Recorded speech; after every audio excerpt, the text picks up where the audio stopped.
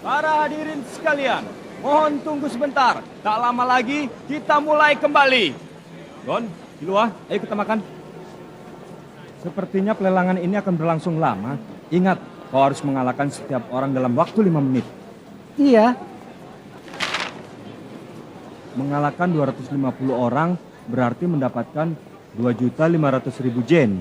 Tapi tetap saja untuk dapat 8,9 miliar masih harus menang 900.000 kali lagi. Kalau Gon pasti bisa. Gon pandai sekali untuk mengubahnya. Masalahnya adalah waktu kan. Saat uangnya terkumpul nanti pelelangannya sudah keburu selesai. Wah, sekelompok orang kaya. Iya, sebentar lagi pelelangan akan dimulai.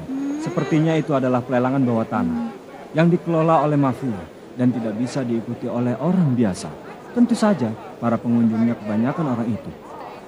Ternyata kau tahu banyak ya, Lirio. Begitulah, berbeda dengan kalian yang datang ke sini tanpa mengetahui apa-apa. Di malam hari, kota ini sangat berbahaya. Ayo, masih belum juga. Ayo cepat Nah, dimulai. ayo mulai. Iya. Pelelangan bersyarat dibuka kembali. Sabar ini. Ayo. Siapa lagi yang mau ikut? Ayo dipersilakan untuk mendaftar. Ayo silakan. Tidur setelah lelah menangis. Tapi saya tidak tahu apa yang akan terjadi kalau dia terbangun nanti. Tentu saja kami pasti akan berusaha mendapatkan benda yang diinginkan oleh Nona. Tapi yang diinginkan oleh Nona saat ini hanyalah memenangkan sendiri pelelangan benda berharga itu. Dia sangat kecewa setelah tahu bahwa dia tidak diperbolehkan datang sendiri ke pelelangan. Baiklah, aku akan membatalkan rencana hari ini dan segera ke sana. Yang terpenting sekarang adalah pastikan untuk mendapatkan mumi ratu itu dan buat Nyon merasa lebih baik. Baik.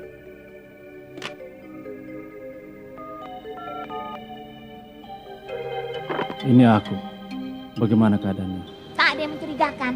Di luar pun tidak ada yang mencurigakan. Kalau ada apa-apa, akan segera kami hubungi. Penjagaannya ketat sekali ya. Selain anggota keamanan dari pihak penyelenggara, tak ada yang bisa mendekat dalam radius 500 meter dari gedung ini. Kalau tidak ada peraturan seperti itu, pasti seluruh gedung ini sudah dikelilingi oleh pengawal seperti kita. Dan seakan-akan mengumumkan bahwa di tempat ini sedang diadakan suatu hal yang ilegal. Boleh aku menanyakan satu hal padamu? Apa? Bola mata merah. Apa hubungannya denganmu? Kenapa kau tanyakan itu padaku? Sebenarnya tidak ada alasan. Hanya ingin tahu. Saat melihat slide bola mata merah itu, irama hatimu menjadi keras. Kemarahan yang dalam, seakan tanpa dasar. Begitulah irama yang kurasakan. Tampaknya kebohongan tidak akan mempan terhadapmu. Aku adalah anggota suku Kuruta.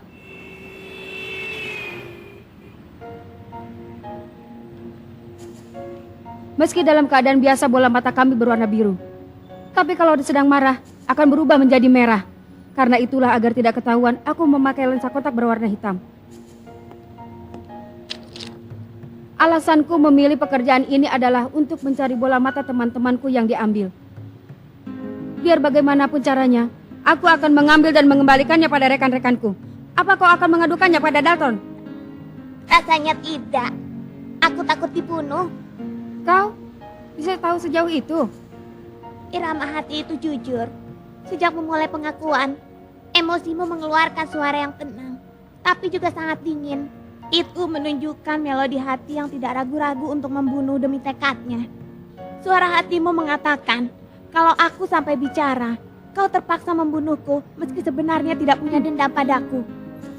Kenapa memilih pekerjaan ini? Kenapa tanya itu? Tidak apa-apa, hanya bertanya. Biar aku bicara, mungkin saja aku berbohong kan?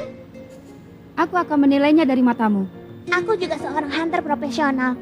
Mungkin bisa disebut hunter musik. Aku sedang mencari sebuah partitur musik. Matamu menunjukkan kalau kau tidak bohong. Tapi bermaksud menyembunyikan hal yang penting. Luar biasa. Aku harus mengakui kalau itu benar. Yang sedang kucari adalah sonata kegelapan. Konon Raja Iblislah yang menulis komposisinya. Terdiri dari 4 bagian, yaitu untuk piano, biola, seruling, dan harpa. Kalau ada manusia yang memainkan atau mendengarkannya, maka bencana yang mengerikan akan menimpanya. Apa itu bukan sekedar cerita hantu biasa? Tidak pernah terpikir olehku hal itu benar-benar ada.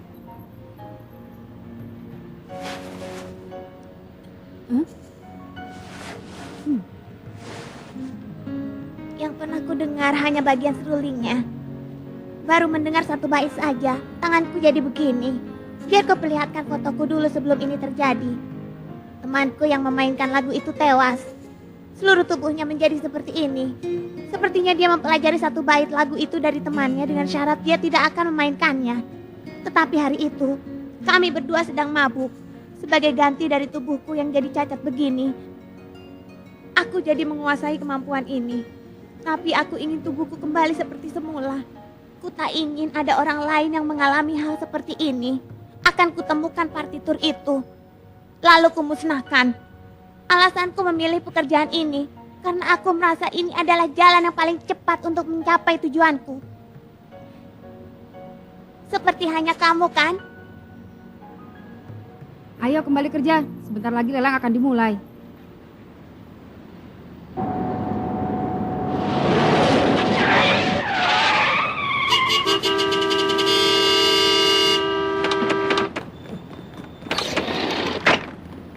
Hei, apa-apaan kau? Ha?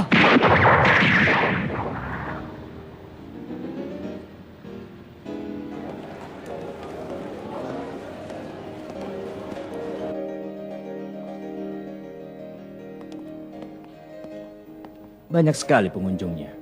Yang diutus semuanya orang penting. Bahkan banyak bos yang datang sendirian. Tak kusangka, Apanya? ini kan sekedar pelelangan. Tidak bisakah mereka mengutus bawahannya saja? Di sini juga merupakan tempat saingan bergengsi.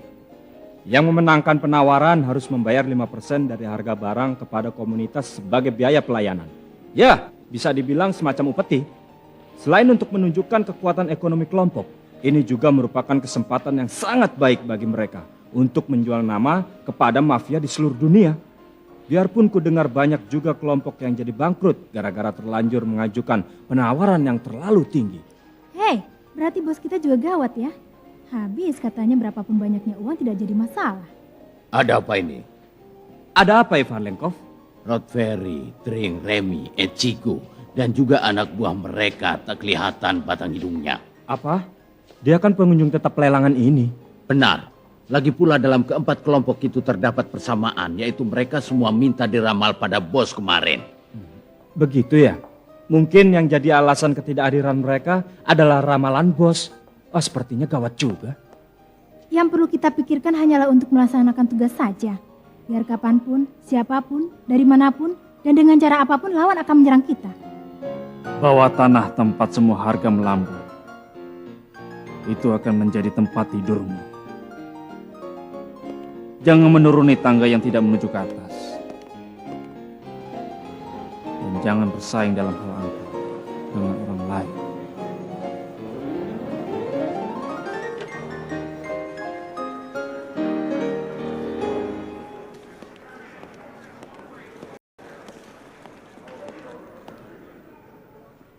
Para hadirin sekalian, selamat datang. Semuanya telah berkumpul ya. Kalau begitu, kita lewati saja segala sambutan yang merepotkan. Dan kalian akan segera mati. Dua tangan orang senapan di sini.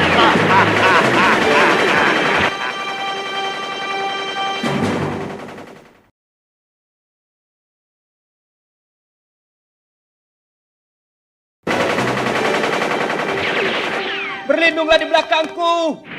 Wahai anak balon hitam, lindungilah aku. Peluru Nen. Pelurunya mampu menembus pertahanan Nenku dan menimbulkan luka yang fatal. Kecepatan penghancur pada tiap peluru sungguh dahsyat. Ayo, cepat Sochino. Lari dari sini. Sepertinya kita harus lari dari sini. Aku tahan lagi. Cepat, beritahukan pimpinan. Cepat keluar, laporkan keadaan darurat. Ramalan bos sering tepat.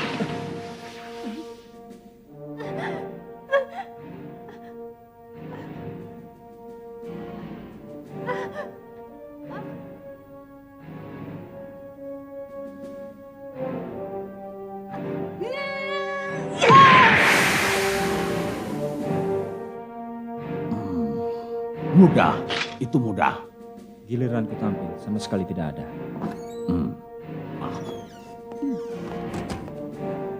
Ayo Demechan, Ya, sedot semua mayat, darah, bagian tubuh, dan semua benda milik orang mati di ruangan ini. Sekalian kursinya juga ya.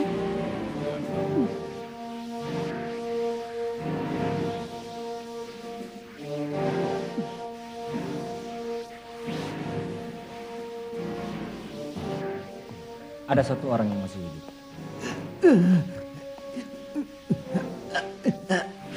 siapa kalian sebenarnya? Biar siapapun juga, kalian semua akan mati. Komunitas pasti akan mencari kalian. Juga keluarga kalian akan disiksa. Keluarga, apa itu? Terjadi sesuatu. Mobil-mobil mendekat pada pintu. Orang-orang bersenjata. Cepat hubungi pimpinan. Apa? Cepat, pergilah kalian ke gedung. Biar aku menghubungi Rince dan yang lainnya. Cepat, cepat. Ayo. Iya. Wah, tidak ada seorang pun. Kosong. Ayo Mana kita cari mereka? lagi. Penjaga tidak ada. Tidak ada siapa-siapa. Iya. Ayo, Kamu pun kita tak ada. cari. Coba hubungi yang lain. Entah bagaimana, semua orang yang ada di ruangan telah lenyap. Pengawas dari kelompok lain juga sudah tidak ada di sini. Tapi kelihatannya mereka tidak bisa berbuat apa-apa lagi. Pasti ada petunjuk yang ditinggalkan Tocino dan yang lainnya. Usahakan terus untuk mencarinya. Akan kucoba.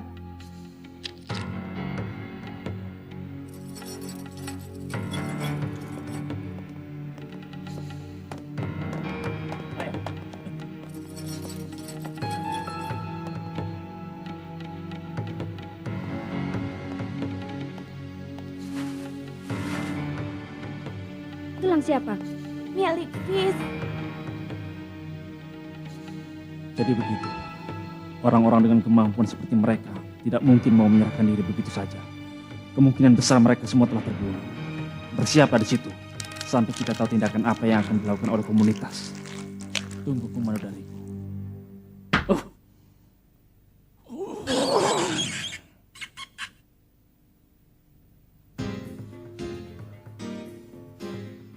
Barang yang akan dilelang hari ini dicuri. Barang-barangnya dicuri semuanya. Yang benar saja. Kemana perginya mereka? Tak ada jalan lain, pasti lewat atap. Siapapun yang melihat balon angkasa yang mencurigakan, tembak sampai jatuh. Semua penumpangnya harus ditangkap hidup-hidup. Beritakan juga kalau komunitas akan memberikan hadiah besar bagi organisasi yang mampu menangkap mereka. Begitu ya. Ternyata semua terjadi sesuai dengan ramalan. Meskipun mungkin agak sulit kalau hanya dengan bawahan yang masih tersisa. Tapi kita tidak boleh sampai terlambat dari kelompok yang lain. Lagi pula, mumi yang dilelang juga harus bisa direbut kembali. Kerahkan seluruh kekuatan untuk mencari pelakunya. Kurapika, Senritsu, aku dan Rinchen akan kembali ke tempat bos. Kalian bergabung saja dengan suku Wara dan lainnya di persimpangan Taman Pusat. Lalu mulailah menyelidiki pelakunya. Fis dan yang lainnya. Memang sepertinya begitu. Sulit untuk dipercaya ya. Padahal penjagaan gedung ini sudah begitu ketat. Tapi ternyata tidak mempan sedikit pun untuk menghadapi lawan kali ini. Orang-orang dengan kekuatan yang sangat kuat dan mampu melakukan pencurian besar-besaran seperti ini terhadap pihak mafia. Yang terpikir olehku hanya satu, laba-laba. Mereka ada di kota ini.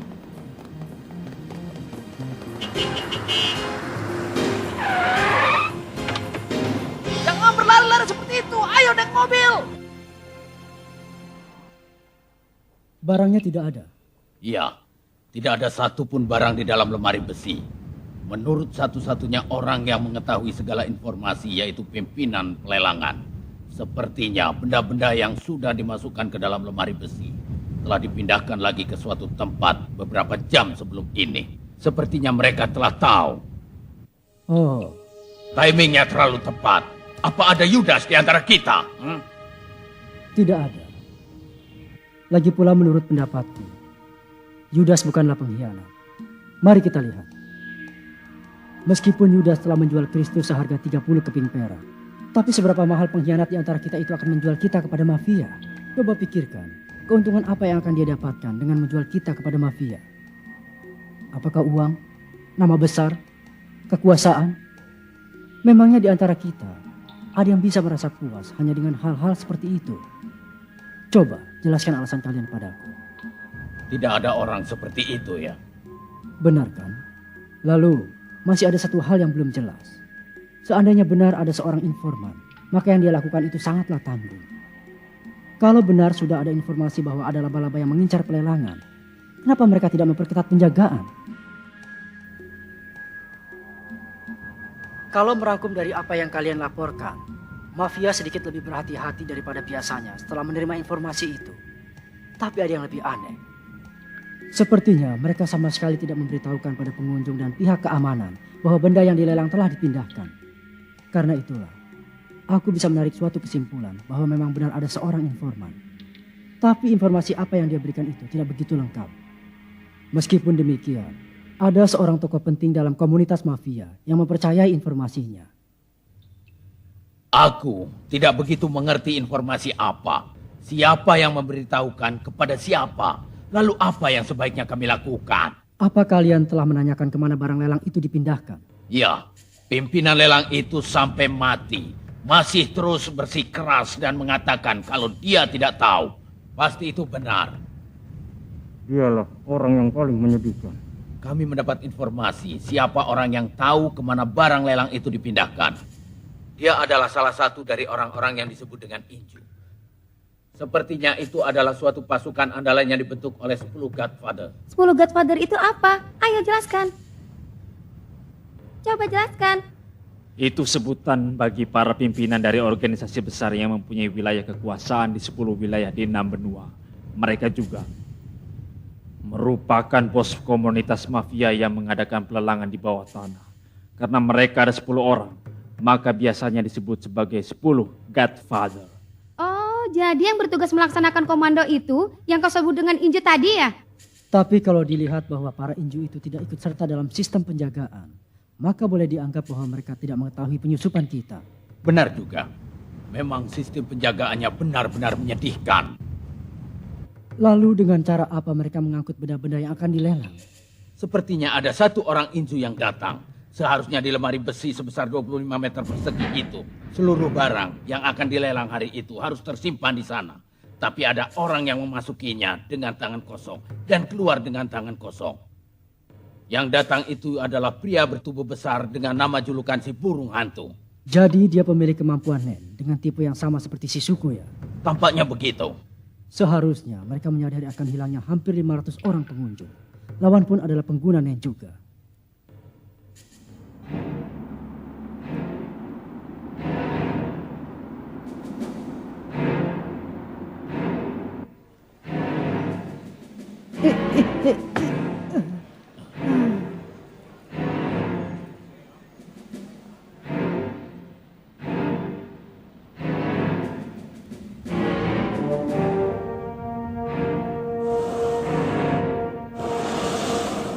Inju adalah pasukan yang kuat dalam organisasi ya. Sudah lama aku tidak berdebar-debar seperti ini. Boleh aku bertarung melawan mereka? Tentu saja. Buatlah kekacauan sesuka hati. Dengan begitu mereka akan muncul dengan sendirinya.